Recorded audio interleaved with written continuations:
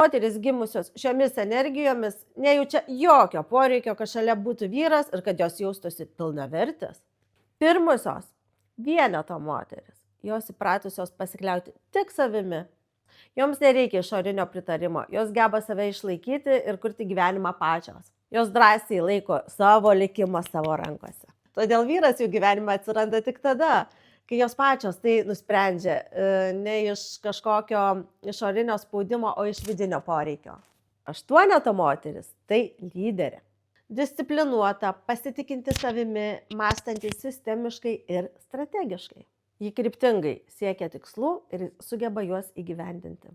Ji savarankiška, ji atsakinga, o vyras jai nėra būtinybė, tai sąmoningas ir brandus pasirinkimas. Ir galiausiai septyneto moteris. Tai itin nepriklausomos, pasižyminčios stiprią intuiciją, gilių vidinių pasaulių bei jautrumo. Jos aiškiai supranta save. Joms nereikia vyro, kad jaustųsi kažkokios pilnos, užbaigtos. Jos jau yra visuma.